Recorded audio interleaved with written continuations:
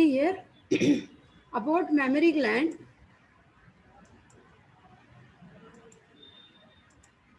So where is it present? It is present in pectoral region. Okay. And when you just look at this picture, you are finding the underlying muscle is pectoralis major.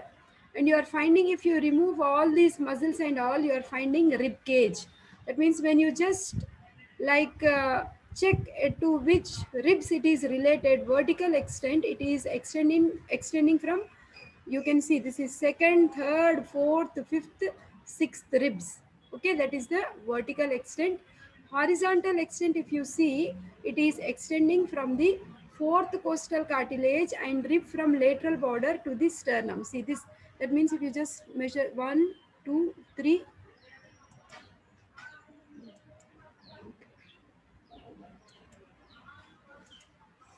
Okay, so that is it is extending from the fourth costal cartilage and rib from lateral border of the sternum. That means from here till here. From lateral border of the sternum is this one, and to the mid axillary line. So it has horizontal extent, it has vertical extent, and two walls of the mammary gland is resting on pectoralis major muscle. You had this question, serratus anterior. This muscle will be seen on the lateral aspect. That means a part of this is, that is one third of it is also resting on serratus anterior muscle.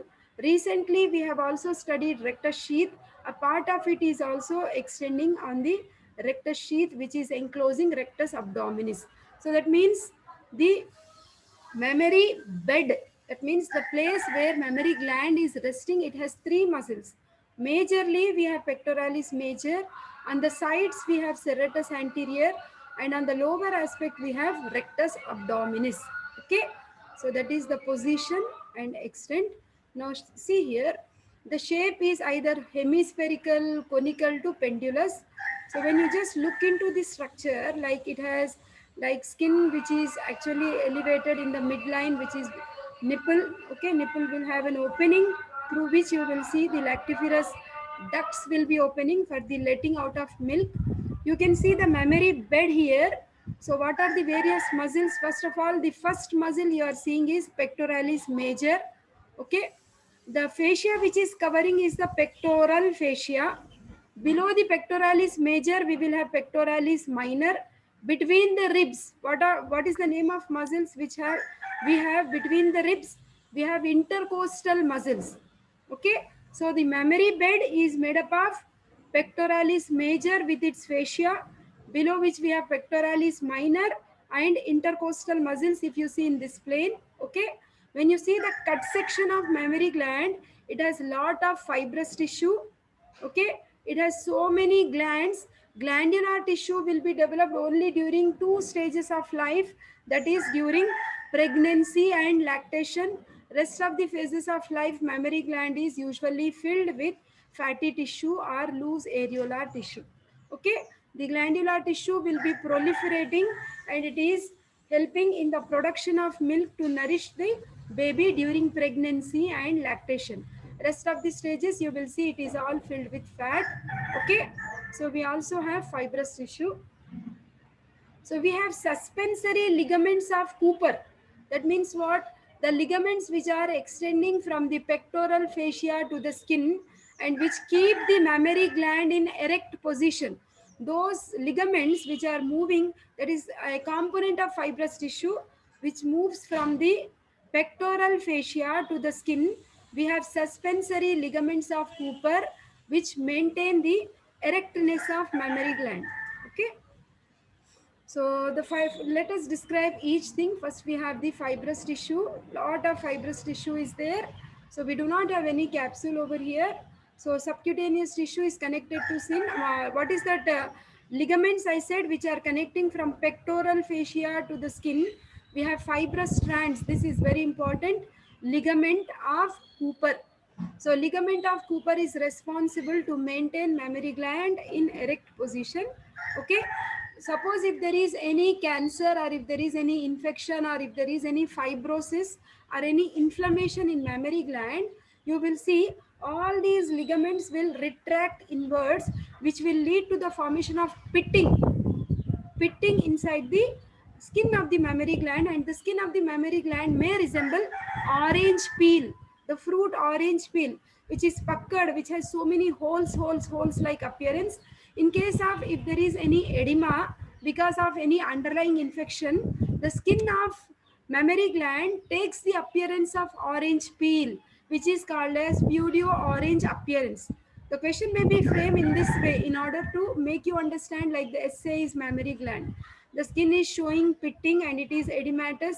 It may be due to some underlying malignancy and the skin appears like pseudo orange. If this word comes, you have to catch the answer as mammary gland. Okay, because you have clinical way of framing of question, isn't it? Next, I told you the second component we have is glandular tissue. The glandular tissue is very well developed only during pregnancy and lactation. If you observe radially all throughout the mammary gland in 360 degrees angle, you will see 15 to 20 lobules are there of glandular tissue which are embedded in fat. All these are shown in green color.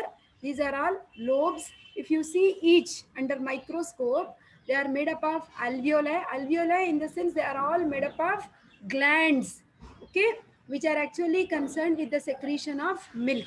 Glands will be made up of columnar cells, okay. These glands are leading into these ducts, okay, the main duct, and finally this bulge is actually,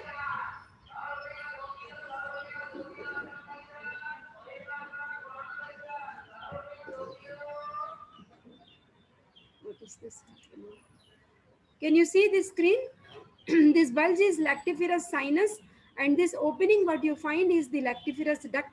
Okay, so such lactiferous ducts are opening in the nipple region, which will allow the letting out of milk through the lactiferous duct.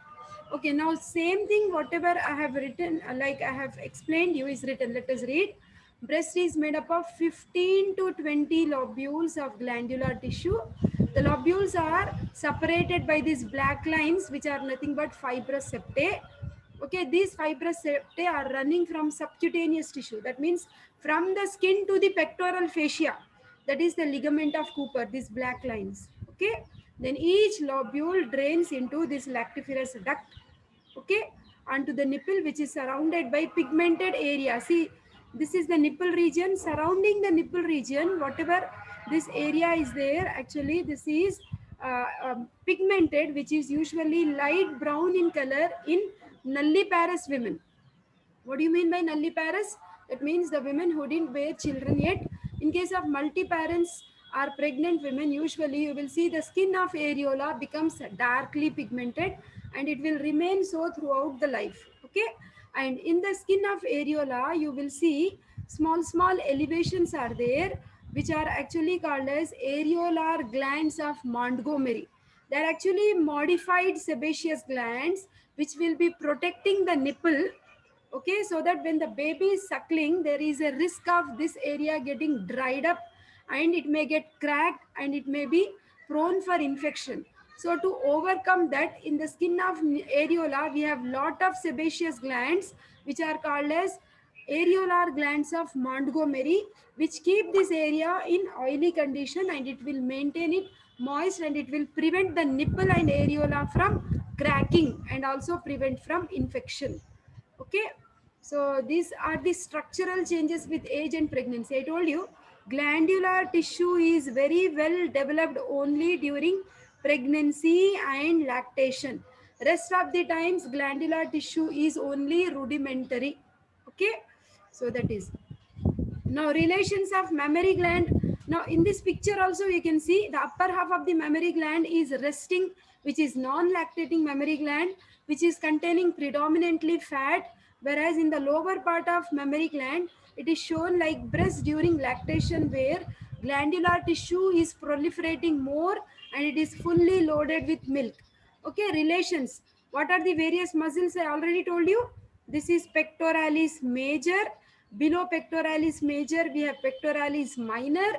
Between the ribs, we have intercostal muscles. Okay, this is only one plane, but if you see the other plane towards the abdomen, we have rectus abdominis, and towards the lateral aspect of the thoracic cage, we have serratus anterior also, isn't it? And if we go more down, I have shown you when we were discussing rectus sheath, external oblique also. So all these muscles, they form mammary bed. And the fascia which covers pectoralis major, this blue line, you call it as pectoral fascia. Okay, from the pectoral fascia, these blue lines which come and get attached to the skin are, what are those? Ligaments of Cooper. Ligaments of Cooper. Okay, so relations of mammary gland, it is having the superficial fascia. Just below this fascia, actually mammary gland can freely move. This breast self examination is also very important, because if there is any tumor or underlying fibrosis or cancer, breast becomes very much hard and it becomes immobile. So retromammary space actually helps us to find out if mammary gland is in normal condition or not.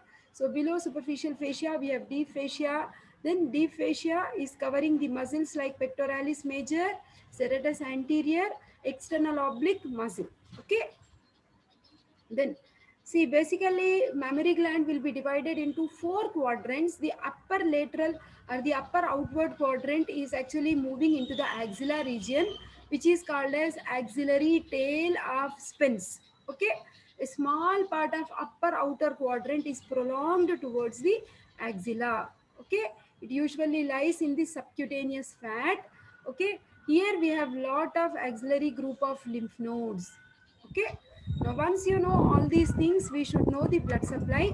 The blood supply of mammary gland, because we have done axillary artery already, so whatever branches we have studied in axillary artery, most of those branches are coming and supplying the mammary gland. If you remember lateral thoracic artery, I told you it is a branch of second part of axillary artery. So lateral thoracic artery, see, from the axillary artery, principally lateral thoracic artery and thoracoacromial artery. You remember I gave you this code A, P, C, D: acromial, pectoral, clavicular, and deltoid. Okay, that pectoral branch of thoracoacromial artery comes and supplies the mammary gland. Apart from that, there is very important artery which is running downwards. If you can observe, see, I told you axillary artery is a continuation of which artery? Subclavian artery. Subclavian artery. So from subclavian artery, you can see one artery is running downwards. This is internal mammary artery, also called as internal thoracic artery. So this internal thoracic artery is supplying the mammary gland from medial aspect. Okay, we have intercostal arteries also this side. Okay, posterior intercostal arteries, lateral perforating branches. Okay, all these are the arteries which supply the mammary gland. You just write the name. So many details are not required, just names. What are those? From axillary artery, we have lateral thoracic and thoracoacromial. Okay, internal thoracic artery, which is in turn a branch of subclavian artery, and the intercostal arteries. Okay, so which are actually coming from the aorta. Just a minute, somebody is asking something. Okay. So the mammary gland, actually almost 1 hour over. I am with only second answer, Niharika. How much slow I should go, I don't know. This is for something like I should not use repeater batch also. I don't use like, I don't never use liking that. But still, see here, you have less time where you should keep your mind very active. So if it is a long-term program, only one topic for 1 hour we can take. But despite of that, I'm trying my best to go slow only. Okay, see, what are the various branches we have? See, one is the internal thoracic artery, lateral thoracic artery, and the posterior intercostal arteries. Only these names you try to remember better. Okay, corresponding names are for venous drainage. We have axillary vein, internal thoracic vein, and intercostal veins. Only these three names you try to remember. Okay, then now axillary group of lymph nodes we have studied, no, as a separate lecture. The same thing you write for the lymphatic drainage of mammary gland. Okay, axillary group of lymph nodes. What are the various groups we have studied? Anterior group, posterior group, lateral group, central group, and apical group. Okay, those groups of lymph nodes only, whatever we have studied in our previous class, please read for this lymphatic drainage of mammary gland. Okay, So nerve supply, just few nerves you try to remember. Like see here, fourth to sixth intercostal nerve. Only this word you try to remember. Fourth to sixth intercostal nerves. Okay. The development part is there. I'll tell you like gross lymphatic drainage and applied aspects are asked. Okay. So in applied aspects, what can we write? We can write anomalies like amastia. Amastia means absence of nipple. Athelia, absence of mammary gland. Amasia, polymastia, multiple nipples are there. Okay, multiple mammary glands are there. Gynecomastia is development of mammary gland in males, and carcinoma of breast. These many names you can write. Okay, so amastia is absence of mammary gland. Okay, athelia is absence of nipple. Amasia is absence of the glandular tissue. Polymastia is presence of many mammary glands. Instead of one, you will see around 4 or 6 mammary glands on each side of the pectoral region. Polythelia is supernumerary nipples. Gynecomastia is like presence of mammary glands in males. Okay, and carcinoma of breast. Okay, so that is all about mastectomy is removal of breast tissue. Radical mastectomy is usually done in elderly ladies if she is suffering with like breast cancer. Okay, so breast abscess is if there is any pus in the mammary gland, you call it as breast abscess. Okay,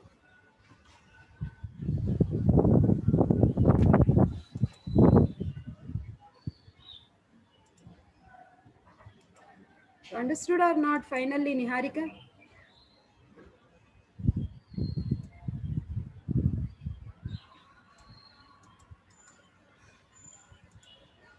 Are you able to listen or not? You don't want to speak?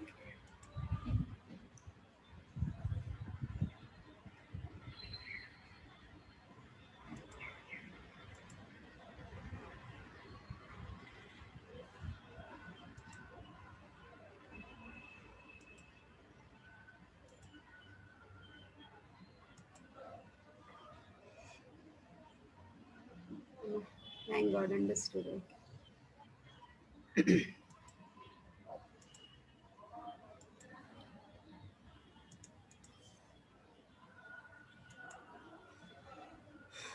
See here, beta. See another PowerPoint which is checking if it is, if any point is missing. I'll just.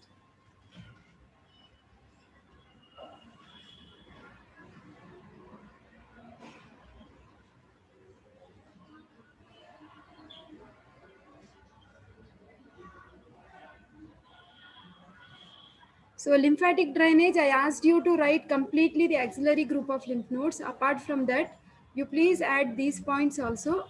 From parenchyma of the mammary gland, 75% of lymph is moving to axillary group of lymph nodes. 20% is going to parasternal. Parasternal is this. On either side of the sternum, you have this parasternum. Okay, these are axillary group of lymph nodes. So 75% into axillary, 20% into parasternal, and 5% is going into posterior intercostal nodes. So which are posterior intercostal? So posterior intercostal will be this side. Okay, posterior intercostal nodes. So this is from parenchyma. Then from skin, outer part of the skin, it is moving into axillary group. Upper part into supraclavicular nodes. Inner part into parasternal, which I have just shown you, parasternal same area. Lower part from form a subperitoneal plexus. That means, see, this is the lower part. It will go into the peritoneal. That means it is moving towards the peritoneal cavity. Lower part, they form a subperitoneal plexus by piercing the linea alba. This word I have used when I was doing rectus sheath. In the midline, we have one line which is called as linea alba. On either side, we had linea semilunaris.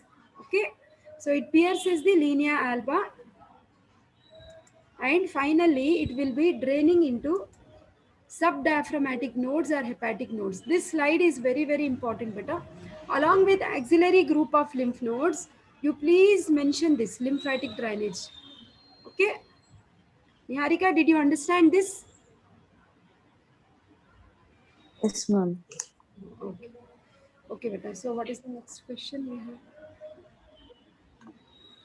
Inferior horn of lateral ventricle we already did, no? I say I we did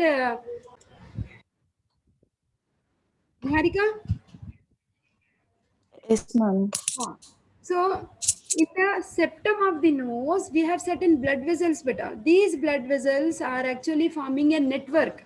So, suppose if we do any finger prick, sometimes what happens? We get epistaxis. Epistaxis means what? Nose bleeding. Isn't it? Especially in summer seasons, you will see these blood vessels are actually forming a network in nasal septum, not in lateral wall, but in the partition. So what are these various blood vessels? We should list out these blood vessels also better. What are those? Anterior and posterior ethmoidal arteries, sphenopalatine artery, superior labial artery. Four names you try to remember better. Anterior, posterior ethmoidal, sphenopalatine and superior labial. They form a network which is actually called as Kieselberg's plexus. Kieselberg's plexus. Okay, now you can see the spelling here better. Kieselberg's plexus. Okay, and this area is actually called as Little's area. Whether it is Kieselberg's plexus or Little's area, you are supposed to write these names only. Okay, is that clear? Yes, ma'am. You draw this diagram and write this information. That is enough better. Okay, Fornix is actually brain.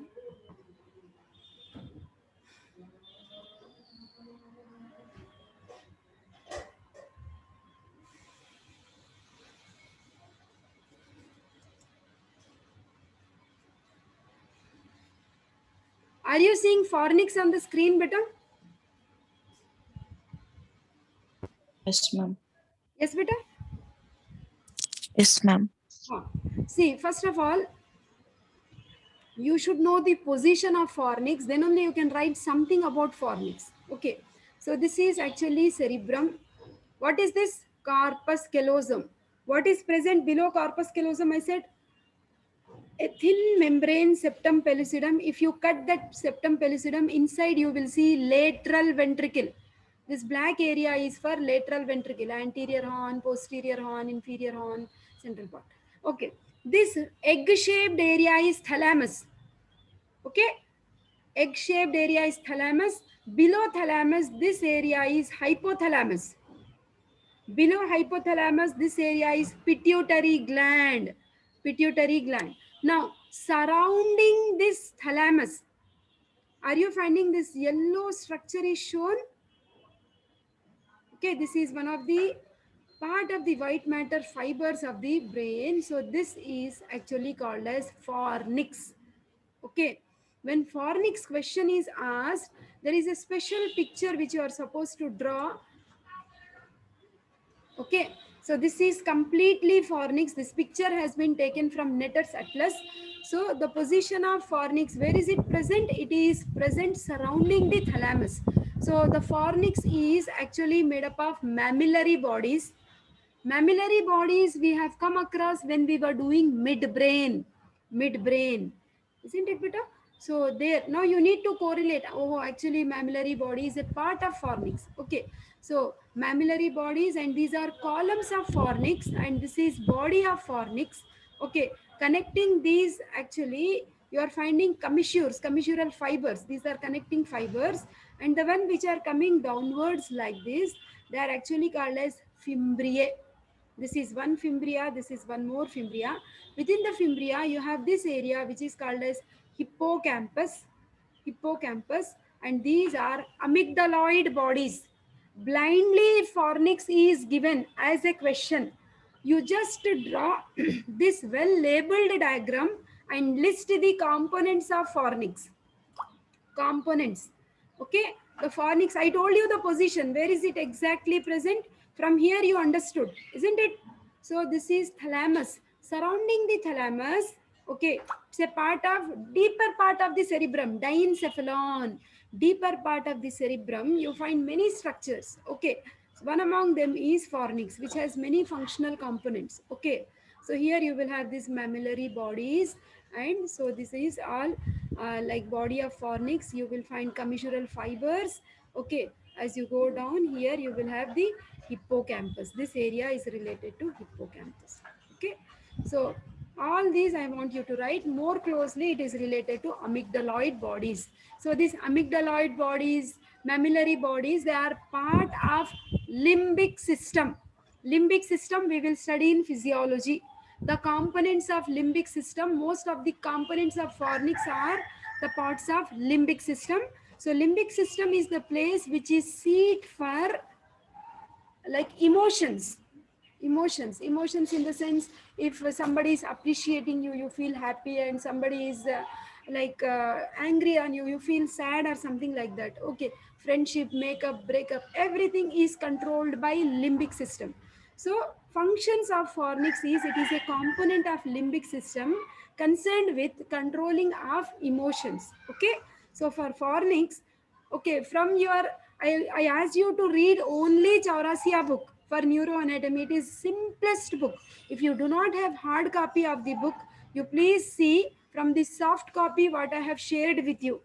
In volume 3, we have, in new books, volume 4 has come separately, but in old books, what we have in our PDFs, in volume 3 itself, we have neuroanatomy.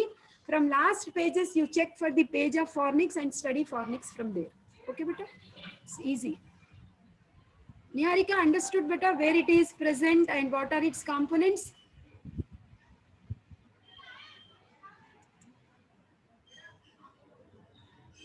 Niharika, are you there? Understood beta, all of you? Yes, ma'am. Okay. So I'll take you to radio ulnar joint. Try to check fornix in your books meanwhile.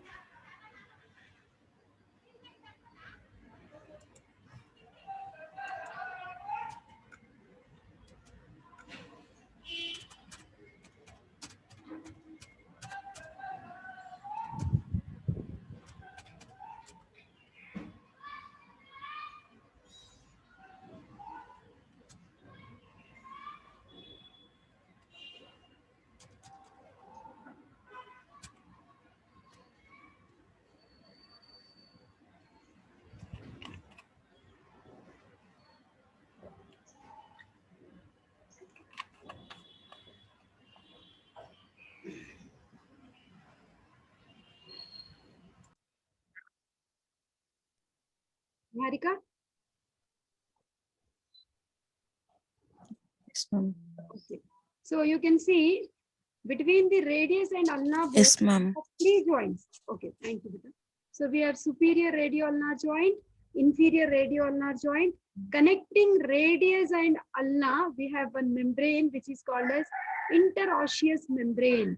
So that interosseous membrane point where we have the, see, the medial border of radius is interosseous border and the lateral border of ulna is interosseous border. So connecting the interosseous border of radius and ulna, there is a membrane called as interosseous membrane. So that interosseous membrane basically forms the middle radioulnar joint. Superior radioulnar joint is this, inferior radioulnar joint is this point, and the connection of these two bones throughout is middle radioulnar joint. Basically, this interosseous membrane is very important because it is helping in these movements, pronation and supination. This is supination movement, beta, when palm is facing upwards, and this is pronation. Okay, supination and pronation movements are with interosseous membrane. Okay, so the interosseous membrane actually performs, it binds the radius and ulna to each other, and it provides attachment to many muscles, and it helps in pronation and supination movements. It is concerned with the formation of middle radioulnar joint. Because your question here now is, he didn't ask either superior or inferior, but he has asked middle radioulnar joint. Okay. Now foramen cecum. Where do you see foramen cecum? Any, just give some work to your brain. See here in the middle of the tongue. Yes, ma'am. You have seen this sulcus terminalis region, no? So in the middle of that, you will see there is an opening, that is foramen cecum. Okay, and as I was telling you, in this skull bone,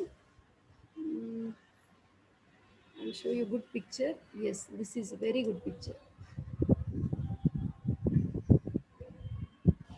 Are you seeing the skull bone on the screen, beta?